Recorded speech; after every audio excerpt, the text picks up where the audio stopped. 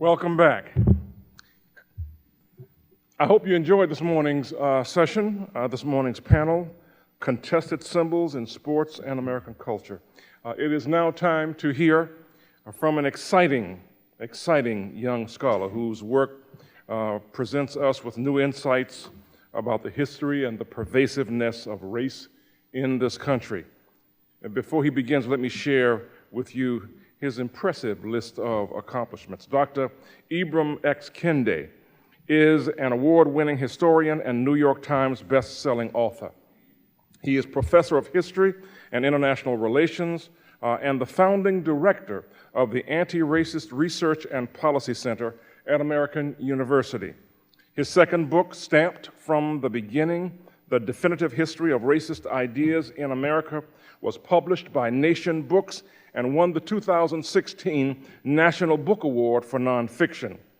At 34 years old, Dr. Kendi was the youngest ever winner of the National Book Award for Nonfiction.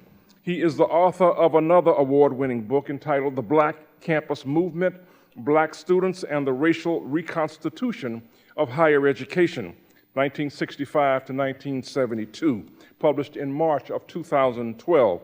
It is part of Palgrave Macmillan's Contemporary Black History series. Dr. Kendi began his career with the USA Today Sports Weekly and in the sports section of the Mobile Register and Atlanta Journal-Constitution, having earned his degree in journalism from Florida A&M. He ended his association with the sports journalism prior to joining the Virginian Pilot and then left that paper to enroll in graduate school. He earned his doctoral degree in African American Studies from Temple University in 2010. He has been a visiting professor at Brown University, 2013 National Academy of Education Spencer Postdoctoral Fellow, and a postdoctoral fellow at the Rutgers Center for Historical Analysis.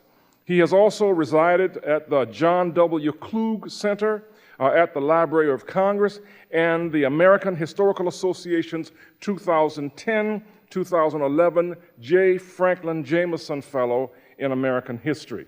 In the summer of 2011, he lived in Chicago as a short-term fellow in African American Studies through the Black Metropolis Research Consortium. Dr. Kendi has received research fellowships, grants, visiting appointments from a variety of other universities, foundations, professional associations, and libraries, including the Lyndon B. Johnson Library and Museum, the University of Chicago, Wayne State University, Emory University, Duke University, Princeton University, UCLA, Washington University, Wake Forest, and the Historical Societies of Kentucky and Southern California. This afternoon, he joins us to talk about the removal of symbols that mythologize the defeat of the Confederate South at the conclusion of the Civil War, based on his groundbreaking book, Stamped from the Beginning. We are obviously talking about a man who has too much time on his hands. Please help me welcome Dr. Ibram Kendi.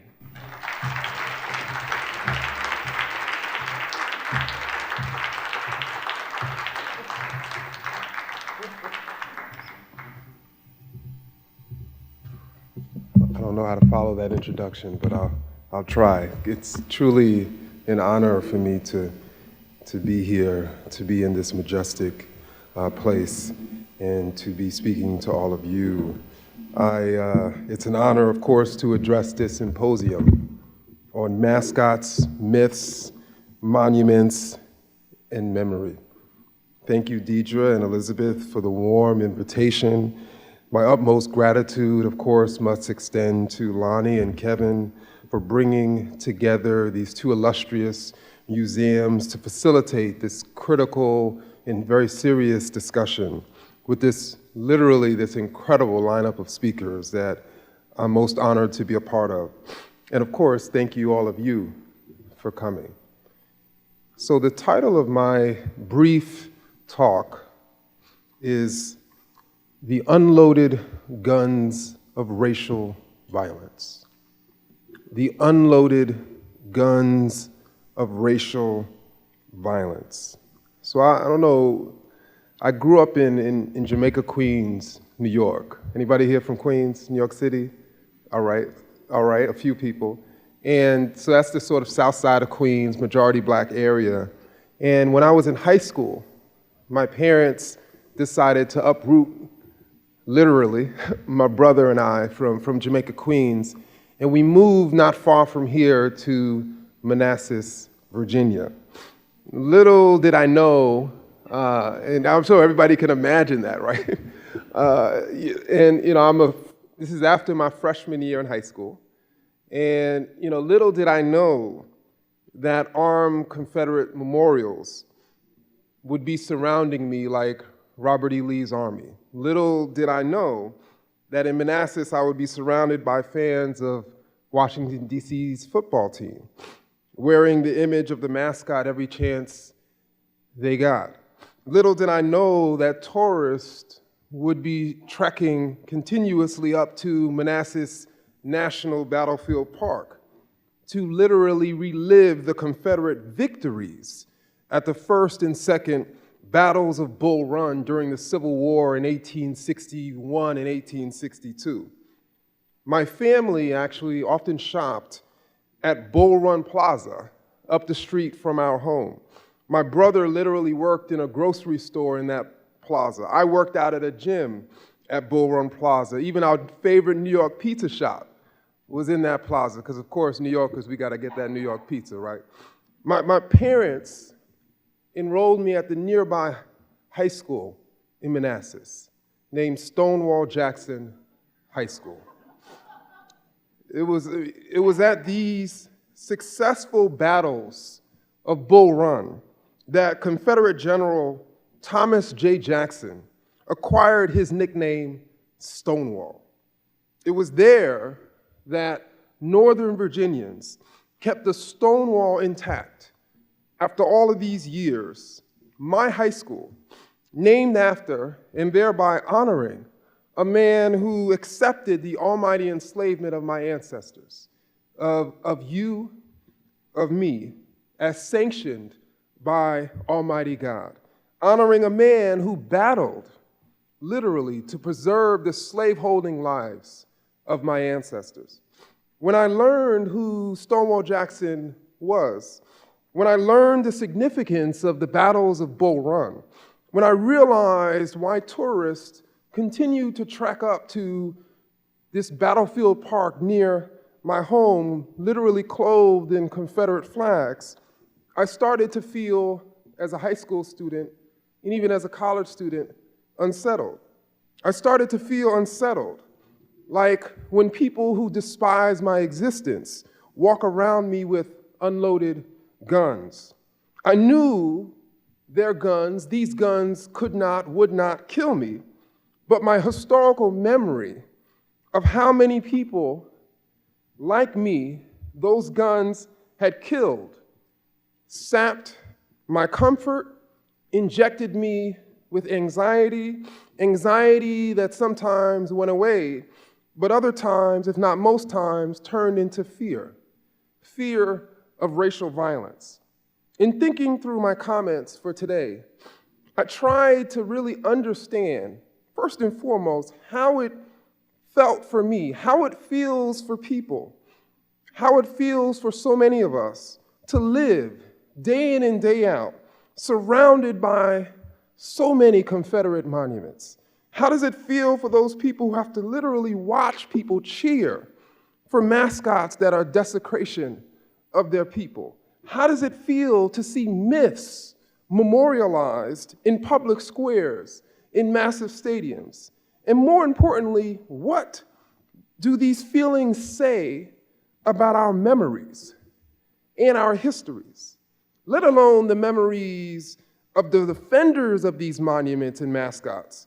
How can we use these feelings and memories as a motivation to never stop digging into American history to uncover the graves of racial violence?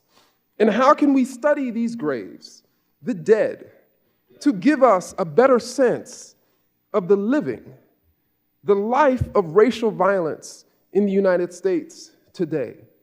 These are the questions that led me to this construction of the unloaded gun of racial violence that seems to be always pointing at Black people and their indigenous sisters and brothers from that nearby park and building and square and field and wardrobe and television screen. And this is not to be confused with the loaded guns of racial violence being deployed and defended by badged and unbadged white supremacists. In thinking through this unloaded gun of racial violence, that the monument, that the mascot appears to be, I wanted to also think through the historical function of this unloaded gun. What is it literally attempted to do throughout history? What is it attempting to do today? In writing Stamped from the Beginning, a long history of anti-Black racist ideas, in speaking about this book, I have spent most of my time expressing the relationship between racist ideas and racist policies. And for those of you who aren't familiar with the way I sort of write about it in Stamped from the Beginning, I make the case that the popular idea that the causal relationship of ignorance and hate leading to racist ideas, in other words, those who produced racist ideas about Black people produced them because they were ignorant and hateful, and that those people who had those racist ideas are the people who were behind racist policies from slavery to mass incarceration. That popular causal sort of link that we have long been taught, I found was ahistorical. And actually, it's been quite the opposite, that people have instituted, powerful people have instituted racist policies, typically out of cultural, political, and economic self-interest. And those policies then led to the creation of racist ideas, to defend those policies, to make you and I believe that the effects of those policies, which are consistently racial disparities and inequities, are not the cause of those policies, but are the cause of Black inferiority, so that we then can spend our time thinking that the problem is people, as opposed to policy. And then they can continue to benefit from those policies. And then people consume these racist ideas, and that is how they became ignorant and hateful. So that's what I sort of write about and show in Stamped from the Beginning, sort of showing that the relationship is not racist ideas leading to racist policies, but racist policies leading to racist ideas. But another storyline in Stamped from the Beginning that I don't really talk about as much, that I'd like to talk more about today, is the relationship between racist policies or structural racism and racist ideas and racial violence. That's a relationship that I don't necessarily talk about, but I think it's crucial for us to understand the role, the function that racial violence plays. And it sort of reminds me of something that happened in this country not far from here at the beginning of the 20th century. On October 16th, 1901, the newly sworn-in president, Theodore Roosevelt, hearing that Booker T. Washington was in town, had him over to the president's house for family supper. Roosevelt did not think much of this invite, failing to size up the mood in 1901 of segregationists, the mood of so many Americans at the beginning of the 20th century. Americans whose decades of voter suppression, laws, and racial violence had finally succeeded in removing the last Black politician from Congress in January of 1901. Americans who were learning from scholars from Columbia University's well-respected Dunning School that during the Reconstruction era that followed the Civil War, that the white South had been victimized by corrupt and incompetent Black politicians. All the forces that made for civilization were dominated by a mass of barbarous freedmen, wrote the school's dean, William Archibald Dunning. Americans like novelist Thomas Dixon, who in 1901 was writing his Reconstruction trilogy that, quote, to teach the North that what it has never known, the awful suffering of the white man during the Reconstruction period, and to demonstrate to the world that the white man must and shall be supreme. Americans like the Daughters of the Confederacy, one of the more influential organizations, energizing the largest ever wave of new Confederate monuments in the early 20th century, monuments that set on subjected bodies like the unloaded guns of Jim Crow. Americans like William Hannibal Thomas, who wrote in his 1901 acclaimed book about a black record of, quote, lawless existence, led by every impulse and passion, causing black people to call this black man the Black Judas. Americans like Mississippi professor Charles Carroll, who titled his bestseller the previous year, The Mystery Solved, The Negro a Beast, a Soulless Beast, prompting W.E.B. Du Bois to capture and present 2 years later the souls of black folk. When Roosevelt's press secretary casually notified Americans the next day of Booker T. Washington's visit, the social, and I should say racist earthquake was immediate and loud. Black Americans were largely beside themselves in glee, and many fell in love with Theodore Roosevelt. Now, that love wouldn't last. but to segregationists, Roosevelt had literally crossed the color line. When Mr. Roosevelt sits down to dinner with a Negro, he declares that the Negro is the social equal of the white man, stammered a restrained New Orleans newspaper. But South Carolina Senator Ben Pitchfork Tillman was not restrained. The action of President Roosevelt in entertaining that nigger will necessitate our killing 1,000 niggers in the South before they will learn their place again. This is a US senator. Tillman was no stranger to racial violence.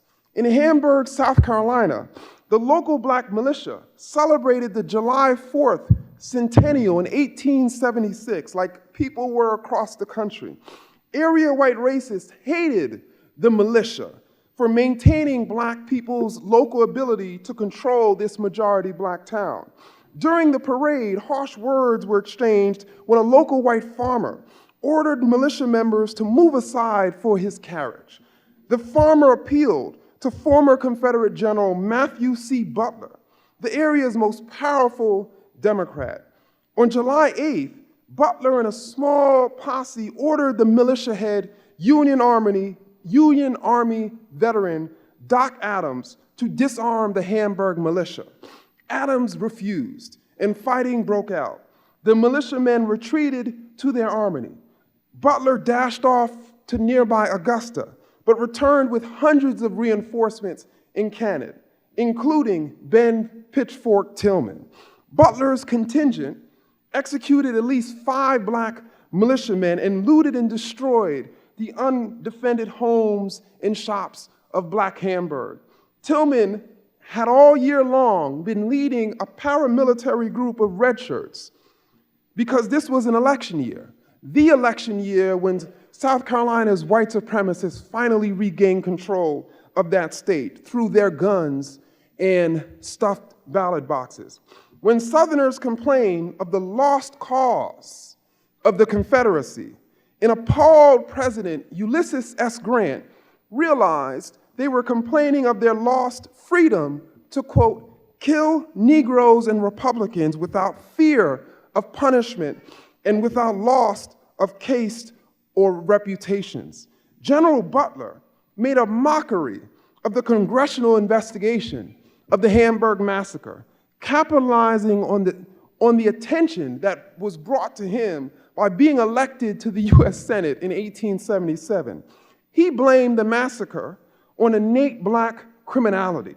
Blacks, he said, possess, quote, little regard for human life. I mean, it just reminds me of people today saying that Black lives don't matter, and then the response is that actually there's a war on cops, right? Anybody know what I'm talking about? Tillman also used his role in the massacre as a springboard into politics. He became the governor of South Carolina in 1890 and entered the US Senate in 1895 until his death in 1918. He spoke continuously as a politician about this Hamburg massacre as sort of a badge of honor.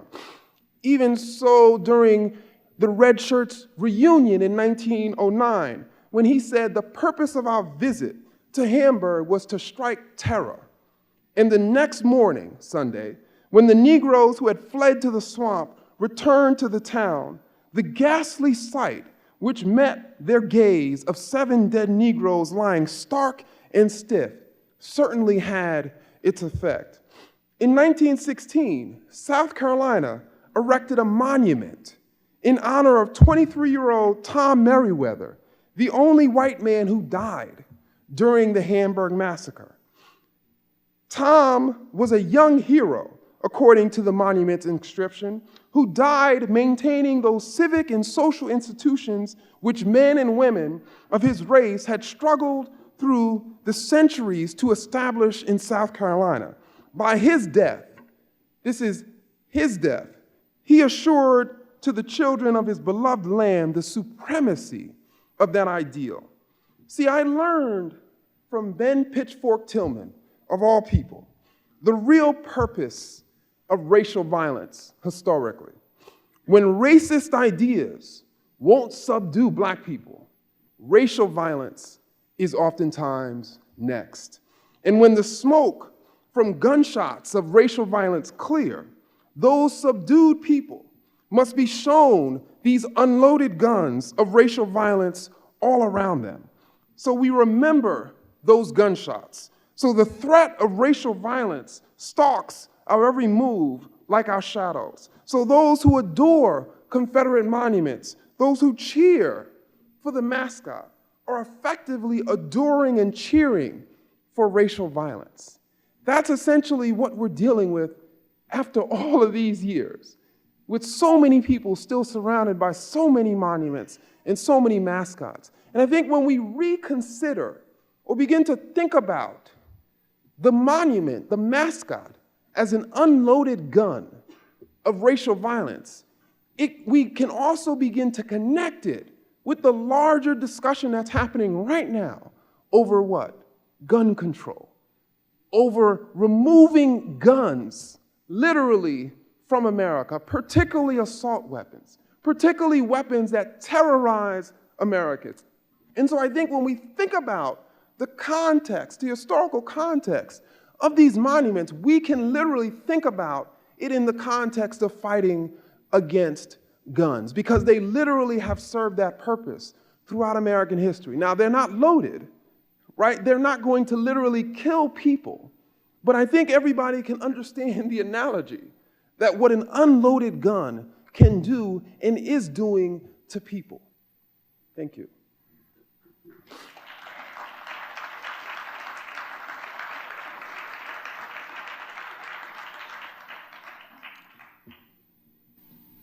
So I think we have time for questions.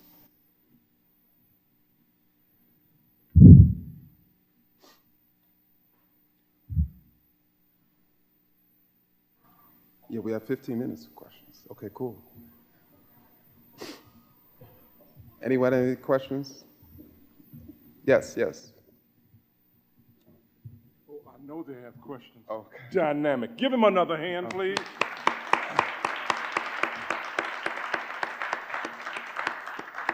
Just caught everybody off guard with asking them for questions. There's one right there. Yes, sir. Yes. Hi, Jason Johnson. Good to see you again, Ibram. Quick question. Could you talk a little bit about the role that education plays in making sure people don't understand what these loaded guns are? Because one of the things you talked about is like going to Manassas. I went to school around here as well, and very seldom are children taught what the real history of these monuments are. And that plays a big role in why they're allowed to stay, because people think it's just a field trip and they don't know the history behind them.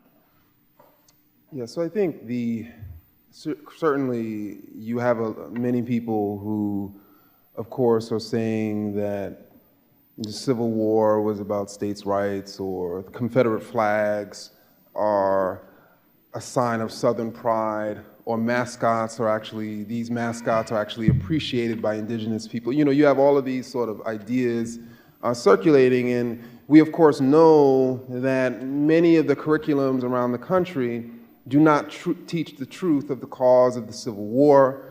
They do not teach the truth of what happened during the Reconstruction era. But I think what we should think even more deeply about is, what is the reason why particularly Republican politicians desire to simultaneously keep these unloaded guns in public view and to teach a particular brand of American history? Why do they prefer, for Southerners in particular, to imagine that their enemies are Northerners? And that is the reason for their poverty, or that's the reason for their stagnated wages. Their enemies are Washington or Northerners, right? Or the federal government. What is the reason for that?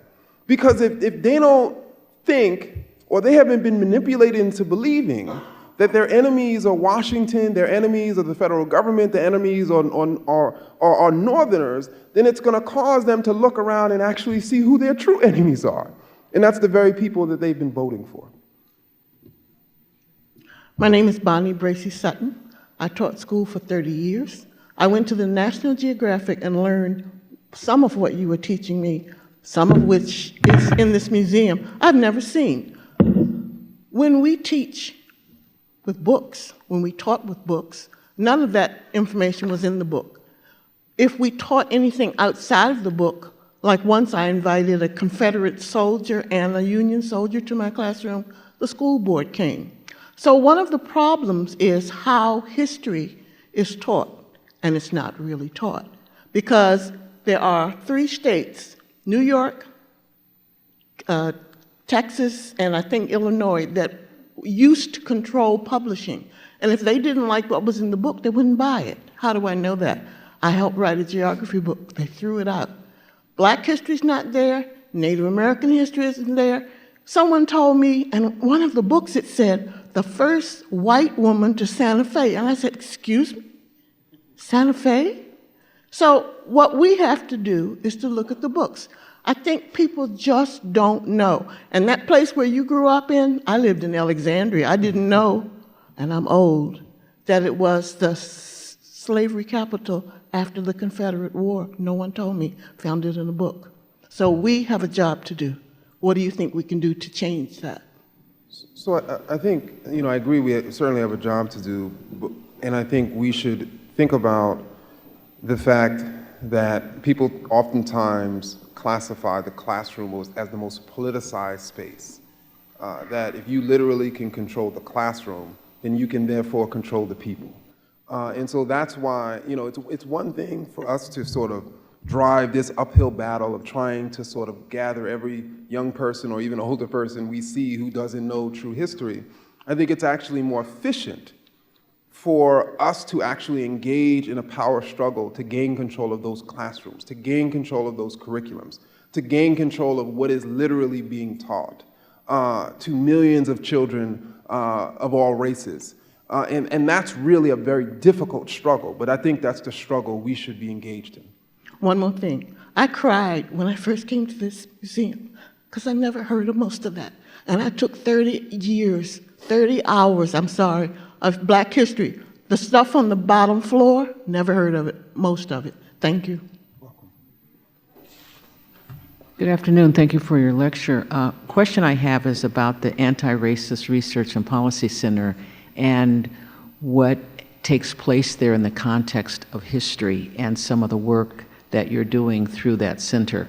Also, the question is also, how do people respond to the idea of an anti-racist research and policy center? Well, of course, the people who don't like it, just like people didn't like when this building itself, was going up. But I'm not personally invested in how people necessarily are responding, particularly in a basically destructive way. I'm more so reaching out and receiving people who are responding in a constructive way. And those constructions have been quite fruitful.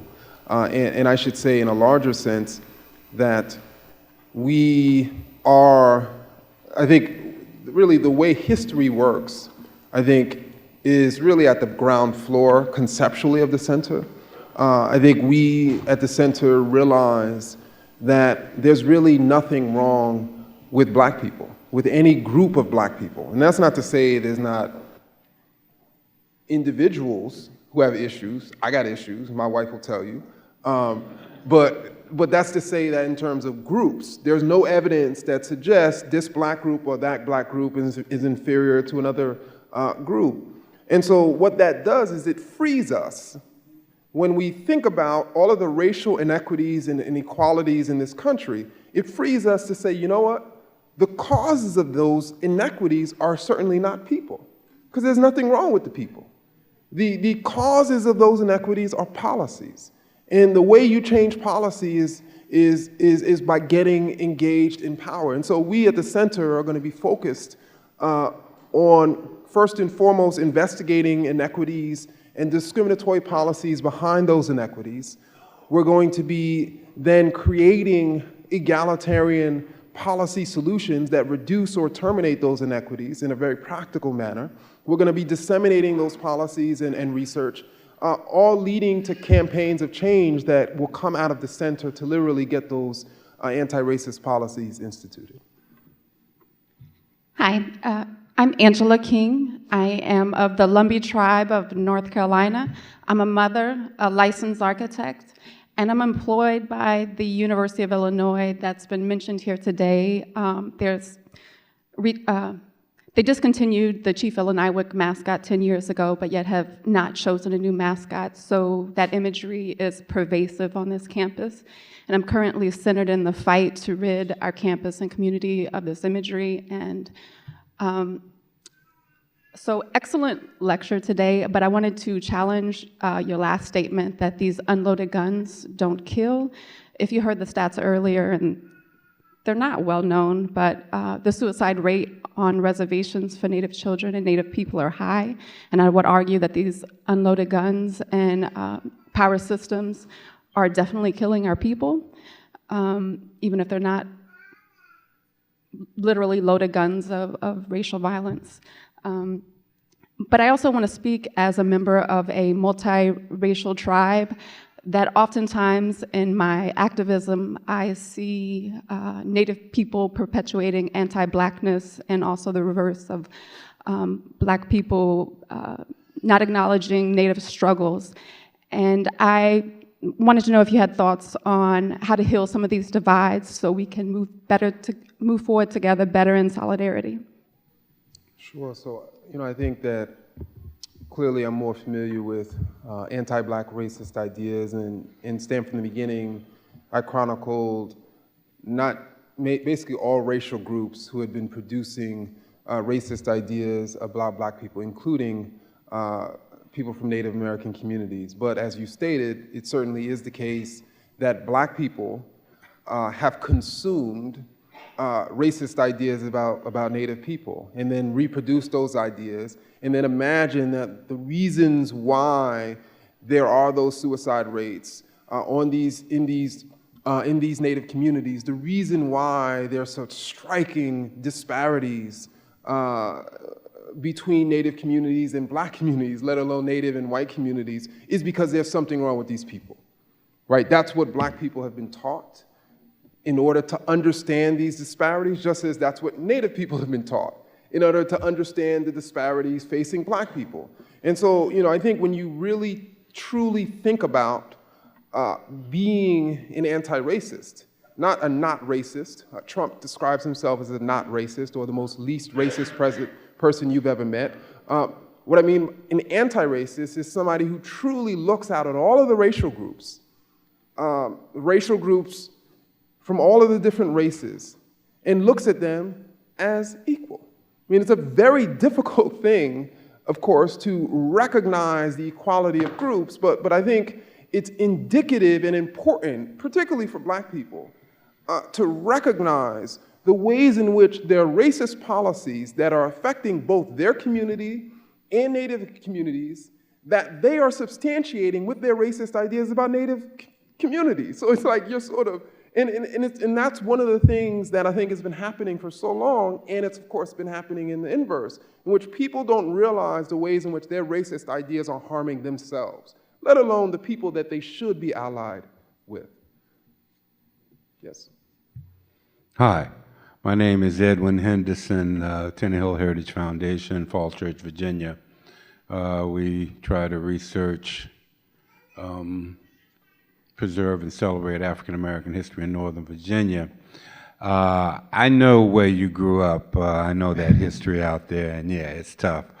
I've also been involved recently with an effort to change the name of Jeb Stuart High School in Falls Church.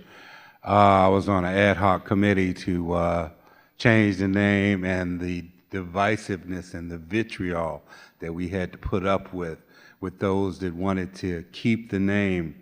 You know, they come out of the woodworks and talk about, you know, the lost cause and, you know, how states' rights and all this other nonsense. States' rights, sure, to preserve slavery, you know. But I was a history teacher as well in Fairfax County Public Schools, and yes, they don't want you teaching our history. I did something a little bit differently. We read the book with the kids, and I said, now close the book. Now this is what really happened. And at every opportunity, I would interject, you know, the Tuskegee Airmen or, you know, anything that had to do with African American history, which is just about everything. But what I want to know is, how do we teach our kids about our history? Because they're not going to teach it in the schools. What I call the history that they teach in the schools, history in a box. In other words, they're going to teach you what they want you to know, and they're going to have you teach to the test, which I think the No Child Left Behind unfunded mandate was the worst thing that ever happened in our public school systems. It's totally preventing us from teaching anything. So how do we teach our kids what our history is? Well, of course, aside from coming to this museum as often as possible, I think for us to even be able to create, I think first and foremost for the teachers, and I say teachers in terms of guardian and parents, to make sure that they have a very sophisticated knowledge of this history that they're trying to teach their children. And just don't assume that because you're Black, you're knowledgeable about Black history. So I think then the person has to become knowledgeable themselves. And then of course they have to surround their children with resources in terms of books, resources in terms of museums that constantly expose them to this history. But this is all the while we're fighting to change that curriculum in Fairfax County. And that fight is not just sort of removing those individuals who are defending Confederate monuments from the table. It also involves those Americans who challenge this idea that there's a such thing as African American history. That even that, according to them, is a retrograde, almost segregationist idea. And that somehow, that they argue that there's this sort of singular history, this American history that we should all be learning and we should all be standardizing. And now typically that American history is essentially coded for white American history, but for them, they don't see it that way. So we also have to push back against what I call assimilationist history in Stand from the Beginning. And so realize the distinction between assimilationist history and segregationist history and push back against these both to teach a more anti-racist history. This is Dr. Ibram Kendi. Let's give him a hand.